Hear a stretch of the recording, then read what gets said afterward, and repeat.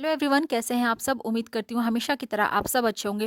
दोस्तों, रोज़ की तरह आज फिर से लेकर आ चुके हैं एक बहुत ही काम की वीडियो। इस वीडियो में मैंने शेयर किए हैं कुछ ऐसे टिप्स और ट्रिक्स जिनको यूज़ करके आप अपने मुश्किल कामों को आसान बना सकते हैं, और साथ ही साथ कुछ घरेलू जुगाड़ जो आपके बहुत काम आएंगे। और साथ ही में हम देखेंगे इस सर्दियों के मौसम में ढेर सारे कपड़े हम कुकर में कैसे सुखा सकते हैं। तो वीडियो पसंद आए तो एक लाइक कर दीजिएगा, चैनल पर न्यू है तो सब्सक्राइब करिएगा। तो चलिए स्टार्ट करते हैं आज का ये वीडियो। आज की मेरी पहली टिप है, इस तरीके की धूप बत्ती हम लोग पूजा में इस्तेमाल करते हैं, लेकिन इस तरह वाला जो धूप होता है ना, इसको हमें हाथ से कुछ इस तरीके से मसल के शेप देना पड़ता है, तब हम उसको यूज़ करते हैं।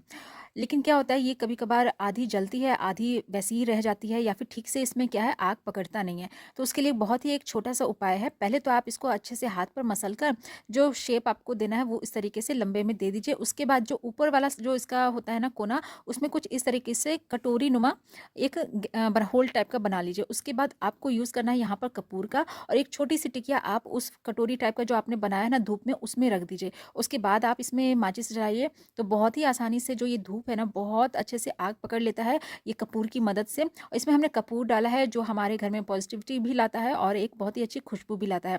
और जब आप इस तरीके से जब उसमें कपूर डालेंगे ना, तो ये बहुत ही अच्छे से जलती भी है और पूरी जलती है, आधी नहीं जलती है। तो उम्मीद करती हूँ ये वाला टिप भी आपको ज़रूर पसंद आया होगा। तो चलिए देख लेते हैं आज का हमारा अगला हैक कौन सा है।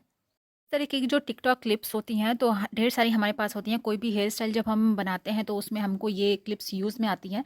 लेकिन क्या होता है, जब ऐसे ही हम इनको रख देते हैं तो ये इधर उधर गुम हो जाती हैं और समय पर हमें मिलती नहीं रहती हैं। तो इसको अच्छे से ऑर्गेनाइज करने का एक बहुत ही छोटा सा तरीका है। आपके पास बहुत सारी ऐसी सेफ्टी पिन्स होंगी जिनको हम लोग यूज़ नहीं करते हैं या फिर एक्स्ट्रा रहती हैं। उन सेफ्टी पिन्स को हम यूज़ कर सकते हैं इन टिकटॉक क्लिप्स को ऑर्गेनाइज़ करने के लिए।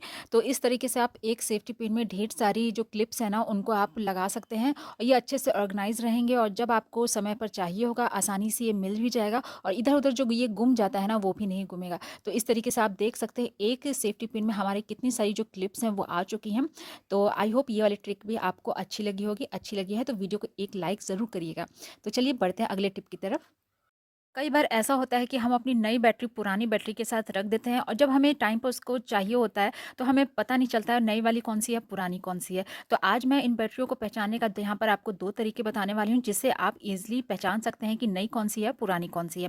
तो यहाँ पर आपको जो बैटरी होगी ना, हाथों पर इस तरीके से रख कर चेक करना है। जो बैटरी हैवी लगे ना, वो समझिए कि आप न्यू बैटरी है, और जो पुरानी बैटरी होती है ना, वो थोड़ी सी लाइट वेट में होती है। तो इस तरीके से भी आप पहचान सकते हैं कि कौन सी बैटरी आपकी न्यू है, कौन सी पुरानी।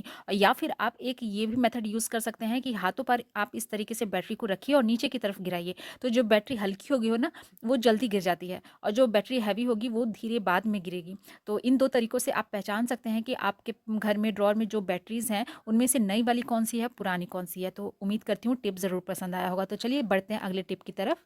दोस्तों, इस सर्दियों के मौसम में सबसे ज़्यादा दिक्कत हमें आती है कपड़ों को सुखाने के लिए, क्योंकि ठीक से धूप नहीं निकलती है, जिसकी वजह से जो कपड़े होते हैं ना वुलन, वो ठीक से सूख नहीं पाते हैं। तो जब भी हम खाना बनाते हैं तो हमारा जो बर्तन होता है खाने वाला, बहुत टाइम तक गर्म रहता है। चाहे ये कुकर हो, इसमें अगर हम दाल बनाते हैं या सब्जी बनाते हैं तो बहुत टाइम तक ये कुकर गर्म होता है। तो क्यों ना हम इन्हें यूटिलाइज़ करें। तो आपके जो कपड़े हों, जो हल्के हल्के सिमसिमे हो, सूखे ना हो, तो इस तरीके से आप कुकर के ऊपर पहना भी सकते हैं, जिससे उसकी जो जितनी भी गर्माहट है ना, अच्छे से कपड़ों को मिलेगी, और बहुत ही जल्दी जो कपड़े हैं ना वो सूख जाते हैं। तो इस तरीके से आप भी सुखा सकते हैं, या फिर कपड़ों को आप कुकर के ऊपर रख दें, या फिर जैसे हम प्रेस करते हैं ना आयरन से, सेम उसी तरीके से हम कपड़ों को रख कर और ऊपर से कुकर इस तरीके से अगर आप चलाइएगा ना, तो बहुत ही जल्दी जो कुकर से कपड़े होते हैं ना वो सूख जाते हैं। और साथ ही साथ हमारे जो कपड़े होते हैं वो प्रेस भी हो जाते हैं, क्योंकि हमारा जो कुकर है ना बहुत टाइम तक इस तरीके से गर्म रहता है। बस आपको ध्यान ये देना है कि जो हमारा कुकर का तला है ना, वो साफ़ होना चाहिए, और थोड़ा सा अगर बड़ा रहेगा तो वो जल्दी सूख जाता है, जल्दी, क्योंकि ज़्यादा एरिया वो कवर करता है। तो उम्मीद करती हूँ ये टिप आपको ज़रूर काम आएगा। तो चलिए बढ़ते हैं अगले टिप की तरफ। किचन में हमें प्याज की ज़रूरत रोज़ाना पड़ती है, और इसको कट करने में हमारी हालत ख़राब हो जाती है। बहुत लोगों को तो आँखों से इतना आँसू आने लग जाता है कि वो ठीक से कट ही नहीं कर पाते हैं। तो इसके लिए एक बहुत ही छोटी-सी टिप है। जब भी आपको प्याज काटना हो तो आप इस तरीके से एक बर्तन में पानी ले लें, और जितना आपको प्याज कट करना है हाफ़-हाफ़ करते हुए उस पानी में रख दें, और करीब 10 से 15 मिनट आप इसी तरीके से रहने दें उसमें। तब तक आप अपना दूसरा काम कर लें, जो भी आपको किचन का और काम है वो कर लें। उसके बाद आप देखिएगा 10 से 15 मिनट के बाद आप ये जो प्याज है ना, इसका जो कड़वापन है, आँख से आँसू जिससे निकलता है ना, वो बिल्कुल ख़त्म हो जाएगा। और उसके बाद आप इन प्याज को छील कर कट करिए, बिल्कुल भी आँखों से आँसू नहीं आएगा। और जो ये पानी है ना, जो कलर चेंज हो गया है, आप देख सकते हैं प्याज रखने से, ये भी, इसमें भी बहुत ही ज़्यादा मात्रा में सल्फ़र होता है। तो आप इसको कोई भी प्लांट में आप रख सकते हैं। तो ये जो प्याज का पानी है ना, ये भी फर्टिलाइज़र के लिए बहुत ही अच्छा होता है। तो एक बार इस ट्रिक को ज़रूर यूज़ करके देखिएगा। सर्दियों के मौसम स्टार्ट होते ही हमारी स्किन जो है वो ड्राई होने लग जाती है, जिसकी वजह से हमारे जो पैर के तलवे हैं ना, वो बहुत ज़्यादा फटने लगते हैं ड्राई होने की वजह से। और किसी किसी की तो इतने ज़्यादा फट जाते हैं कि वहाँ पर पेन भी होने लग जाता है। तो उसको ठीक करने के लिए आप यहाँ पर यूज़ कर सकते हैं विक्स का। तो विक्स की इस तरीके से थोड़ी सी मात्रा लेने के बाद आप इस तरीके से पैरों के तलवों में लगा लीजिए और अच्छी से एक मालिश कर दीजिए। तो आप देखिएगा बहुत ही हद तक हमारा जो पैर है ना, वो हील हो जाता है। और ये काम आप रात के टाइम अगर करिएगा तो बहुत ही अच्छा रिजल्ट मिलता है। इस तरीके से पैरों में मालिश करने के बाद अगर आप चाहे तो मोजा पहन लें और सुबह में उठने के बाद इसको वॉश करके आप देखिएगा तो हमारा जो पैर है ना, जो फट रहा था, वो बहुत हद तक आराम मिल जाता है। तो इस तरीके से हम अपनी फटी उंगलियों को ठीक कर सकते हैं सिर्फ एक विक्स की मदद से। तो आई होप ये वाली टिप आपको ज़रूर काम आएगी इस सर्दियों के मौसम में। तो एक बार इसको ज़रूर ट्राई करके देखिएगा। कई बार ऐसा होता है कि हमारी जो फर्स्ट रोटी होती है ना, वो तवे पे चिपकती है, जिसकी वजह से वो रोटी वेस्ट हो जाती है। तो अगर आपके साथ ये वाली दिक्कत होती है तो आप एक काम करिए, जब भी आप रोटी बनाने जाएँ तो तवे के ऊपर थोड़ा-सा इस तरीके से नमक डाल दें और गैस को ऑन कर दें और इस तरीके से पूरे नमक को तवे पर आप फैला दें और एक कपड़े की मदद से पूरे तवा पर इस तरीके से इसको रगड़ दीजिए।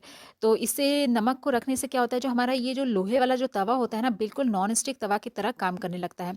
तो 5 से 10 सेकंड इस तरीके से करने के बाद ये जो नमक है आप इसको निकाल दीजिए। उसके बाद आप रोटी बना के देखिए, जो भी रोटी आप बनाएँगे ना, बिल्कुल भी नहीं चिपकेगी। अगर आपकी रोटी चिपक जाती थी तो वो वाली प्रॉब्लम यहाँ पर आपको सॉल्व हो जाएगी। तो यहाँ पर आपको रोटी बना के दिखाती हूँ। बहुत ही अच्छे से ये जो रोटी है ना पलटती है, बिल्कुल भी चिपकती नहीं है और बहुत ही अच्छे से फूली हुई बनती भी है। तो आप देख सकते हैं ये जो रोटी है कितनी अच्छे से फूली-फूली बन रही है। तो अगर आपके साथ ये वाली प्रॉब्लम होती है रोटी चिपकने की, तो एक बार इस ट्रिक को यूज़ करके देखिएगा। उम्मीद करती हूँ ये वाला टिप भी आपको ज़रूर काम आएगा। आज की मेरी लास्ट टिप है दाल को लेकर। जब भी हम कंटेनर्स में दाल रखते हैं और उसको ज़्यादा दिन तक यूज़ ना करें तो उसमें जाले से पड़ जाते हैं, कीड़े से लग जाते हैं, ख़राब दाल हो जाती है। तो अगर आपको ज़्यादा लंबे समय तक दाल को स्टोर करके रखना है तो आप एक छोटी-सी ट्रिक को यूज़ करके इन दालों को अच्छे से स्टोर करके रख सकते हैं। तो आपको यहाँ पर यूज़ करना है सिल्वर फॉइल पेपर का। तो सिल्वर फॉइल पेपर का इस तरीके से छोटे-छोटे टुकड़ों में फाड़ कर और बॉल्स बनाकर हमें इनमें रखना है। तो सिल्वर फॉइल पेपर से क्या होता है कि इसमें बिल्कुल भी कीड़े नहीं लगते हैं, जाले नहीं लगते हैं। तो दाल की क्वांटिटी के हिसाब से आप इसमें बॉल्स रखें। तो जैसे एक कंटेनर में दाल थोड़ा कम है तो इसमें मैं 2 बॉल्स बनाकर रख रही हूँ और एक कंटेनर में दाल थोड़ी-सी ज़्यादा है तो उसमें 4 बॉल्स बनाकर रख रही हूँ। तो इस तरीके से जब भी आपको दाल को ज़्यादा लंबे समय तक स्टोर करना है तो आप ये वाली ट्रिक को एक बार यूज़ करके देखिएगा। आपकी दाल बिल्कुल भी नहीं खराब होगी और समय-समय पर इसको सुखा भी लीजिए धूप में, क्योंकि अभी सर्दियों के मौसम में तो उतनी ज़्यादा धूप नहीं आ पाती है। तो इस ट्रिक को एक बार यूज़ करके देखिएगा। उम्मीद करती हूँ ये वाला टिप भी आपको ज़रूर काम आएगा। तो दोस्तों ये थे आज के कुछ छोटे-छोटे टिप्स और ट्रिक्स जो आपके लाइफ में कभी ना कभी आपको ज़रूर काम आएँगे। तो उम्मीद करती हूँ आज का वीडियो आपको ज़रूर हेल्पफुल लगा होगा। अगर वीडियो पसंद आया है तो एक लाइक कर दीजिएगा, चैनल पे न्यू है तो सब्सक्राइब करिएगा और ज़्यादा से ज़्यादा शेयर करिएगा अपने फैमिली और फ्रेंड्स में। कल फिर मिलती हूँ कुछ नए टिप्स और ट्रिक के साथ, एक नए वीडियो के साथ। तब तक के लिए गुड बाय।